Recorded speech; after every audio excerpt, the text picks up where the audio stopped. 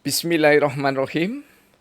Pemirsa tercinta yang dirahmati Allah Tuhan Yang Maha Esa, bersua kembali di kanal Hikmatologi.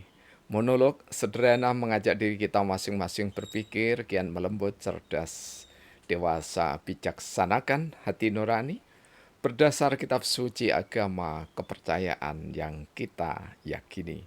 Tentu saja upaya serius terus menerus tak kenal putus untuk menghayati, mempedomani, mengimplementasi, mengejawantahkan nilai-nilai luhur Pancasila sembari terus mewujudkan dalam inovasi kreativitas niscaya dalam kehidupan sehari-hari.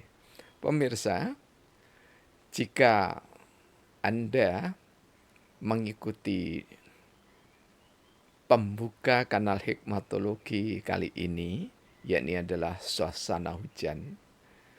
Pembuka ini dibuat oleh santri kami, sahabat kami sekaligus guru kami, yaitu Gus Dr. Didin Widiartono, sarjana sastra, sarjana pendidikan, dan juga magister pendidikan.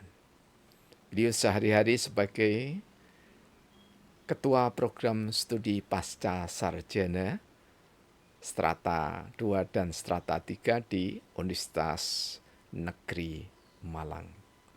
Karena itu tentu saja bekerja sama ya di dunia maya dengan saudara kami, sahabat kami, santri kami sekaligus guru kami yang jauh di daerah Tuban. Sekarang beliau ada di pedesaan Tuban, yaitu Gus Abdul Manan yang rajin mengaransemen lirik yang saya sampaikan dan menjadi beberapa lagu. Karena itu untuk semuanya tentu terima kasih ya. Jazakumullah khairan katsir. Ketika kami melihat rintik hujan yang ada di pembuka kanal Hikmatologi, kami teringat suasana desa kami, Sumber Manjing, Wetan, Kabupaten Malang. Kurang lebih 1,5 jam kalau sekarang ditempuh dengan kendaraan pribadi dari kota Malang tercinta. Mengapa teringat desa? Tentu saja selalu teringat karena desa kami namanya Sumber Manjing Wetan. Sumber itu mata air, ya. Kemudian manjing itu mencari, wetan itu timur. Jadi ketika Anda berada di Sumber Manjing Wetan, ini juga ada padanannya tapi letaknya berjauhan, ya. Kurang lebih sekitar 2 jam perjalanan jika dari Sumber Manjing Wetan ke Sumber Manjing Kulon.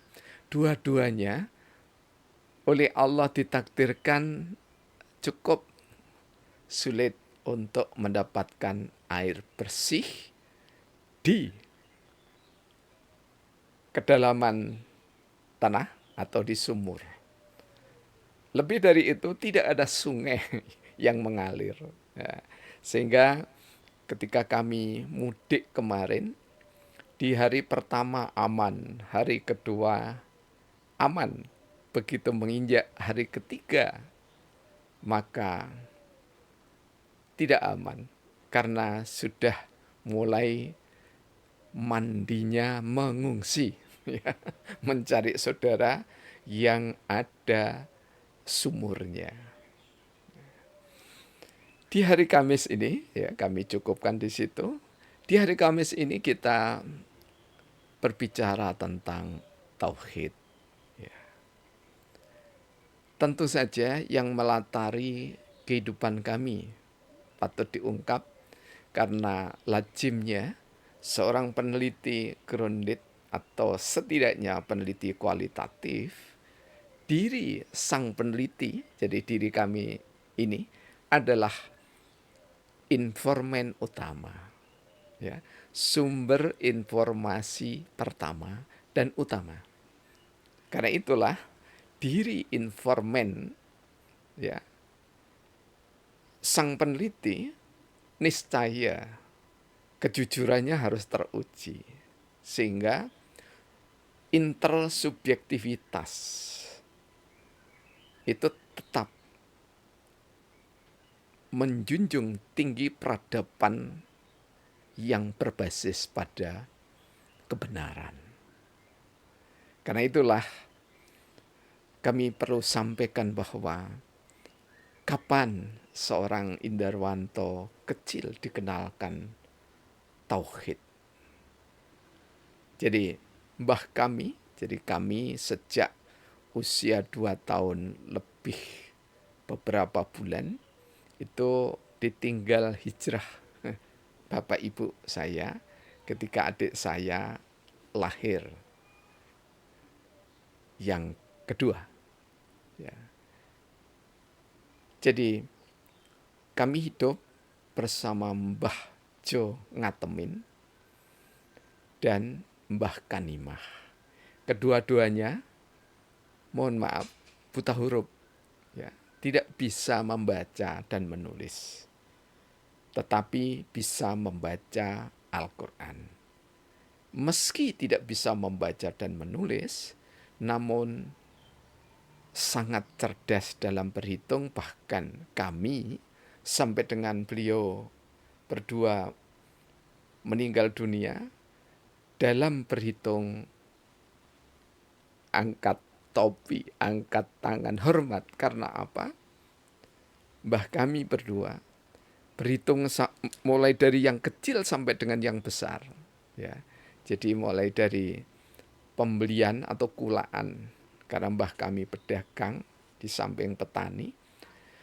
Kulaan yang ketika itu harga mulai dari seringgit, 2,5 rupiah, ya, kemudian 2 ringgit atau 5 rupiah, ya, atau juga memang ada 5 rupiah, sampai dengan seharga puluhan ribu. Jadi seperti harga beras dulu itu 1 kintal, beliau hafal dan sampai menyumblahkannya pun hafal. Jadi sangat hafal, tidak saja penjumlahannya, tapi juga teliti dalam barang dagangannya. Inilah kelebihan yang kami syukuri, anugerah dari Allah Subhanahu wa taala. Dan beliau mengajarkan kepada kami tauhid, mengenal Allah itu hanya yang pertama sebutan. Jadi kalau makan kita harus menyebut Gusti Allah. Jadi tidak fasih seperti saudara-saudara kita di pondok pesantren gitu ya. Ini yang saya ceritakan adalah mbah kami dari jalur bapak. Sama-sama jalurnya dari Madura. Ya. Apa yang diajarkan? Setiap kali makan kami diajarkan nyebut asmane Gusti Allah. Ya. Jadi mbah kami mengajari cukup Bismillahirrohmanirrohim. Kemudian tidak boleh bicara, tidak boleh meneguk air atau minum di tengah-tengah prosesi makan. Makan kami, sarapan kami tersedia sejak jam 1 malam. Jadi kalau kami bangun ya ke kamar mandi, mbah kami sudah mengatakan, "Le, ya, sarapannya wis mateng." Jadi jam 1 itu bisa sarapan, udah lengkap. Lauk pauk sesuai dengan kegemaran saya di hari itu apa. Ya, dan tidak lupa tahu tempe dan perkedel, karena itu adalah kesukaan dari Mbah Jo Ngatemin. Nama aslinya itu Ngatemin, tapi panggilan populernya itu Bapak Jo atau Mbah Jo. Ya. Dan kami sarapannya itu ba'dal subuh. 4:30, paling lambat jam 5. Karena nanti pada saat sekitar jam 5:30 kami sudah membawa cangkul. Ya. Kalau musim hujan, sabit tidak lupa ke kebun kopi. Jadi menyiangi rerumputan, kemudian sembari membuat parit teras iring yang ada di sekitar pohon kopi. Nantinya untuk menampung air hujan sekaligus sebagai resapan agar tidak terbuang ke parit.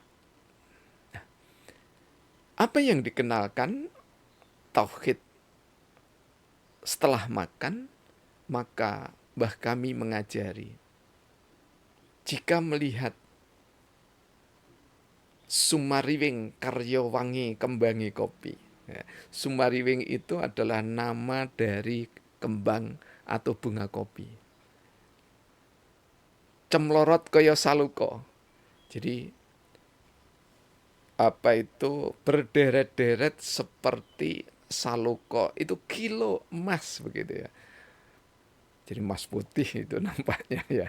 Jadi cemlorot kaya saluko. Maka Mbah kami mengajari, mujiyo nang Gusti Allah le. Carane muji ya apa Mbah? Bagaimana cara memujinya? Saya memanggilnya Pak dan Mak ya. Ya matur nuwun Gusti. Nah cukup begitu. Karena apa?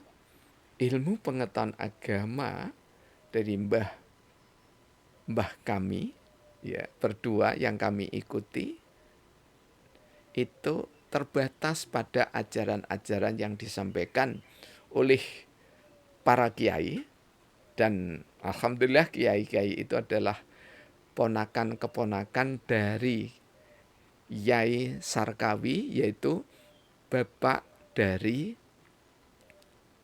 ibu kami dari Trah Madura Bangkalan ya.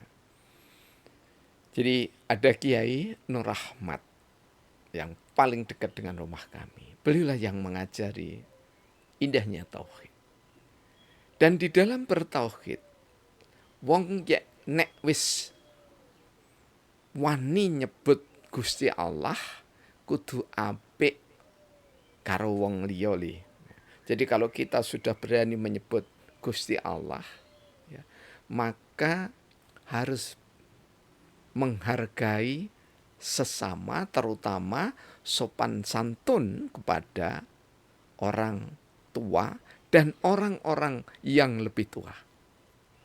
Jadi tauhid itu dikemas tidak saja, atau lebih tepatnya tidak mengajarkan seperti yang ada di pondok pesantren dengan sifat-sifat Allah dan seterusnya pada awalnya, namun lebih pada implementasi. Jadi berani menyebut asma Allah, Gusti Allah, maka harus tertata, sopan santun, beretika, bertata krama. Dan di dalam berbusana pun tidak boleh ada yang robek dan tidak boleh ada yang bertambal. Ya. Karena itu termasuk penerapan ungkapan ajining rogo soko pusono. Jadi penghargaan, dihargainya seseorang secara fisik itu karena busananya. Sehingga sejak kecil kami ini, walaupun di desa selalu bersepatu, ya, tetapi masih memakai celana pendek. Ya, kemanapun bersepatu. Ya. Tetapi jika ke ladang atau ke kebun tidak memakai alas kaki sama sekali. Ya. Mak dan bapak kami, yaitu Mbah Jo Ngatemin dan Mbah Kanima, itu benar-benar menjaga tauhid, kalau bahasa kita, itu dengan penerapan kehidupan sehari-hari. Sehingga teman kami, ya, saudara kami yang bernama Tapri, ya, itu pernah bertutur, bahkan sampai hari ini masih teringat bahasanya dia, kon iki koyoke angel digolek dosamu. Kamu ini sulit kalau dicari dosanya. Karena jantur jangkrik. Jantur jangkrik itu pakai rambut, kemudian ditalikan sedemikian rupa, diangkat dan diputar-putar begini agar jangkriknya itu, ya, pusing. Kalau pusing nanti bisa menyantap musuh-musuhnya.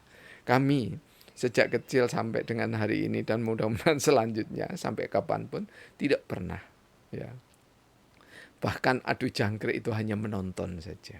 Ya. Ini adalah hasil dari pendidikan, pembinaan dari mbah kami berdua, di samping tentu saja orang tua yang senantiasa menjenguk kami, rumahnya tidak berjauhan, ya. Dalam satu desa kalau berjalan kaki kurang lebih ya antara 10 sampai 15 menit.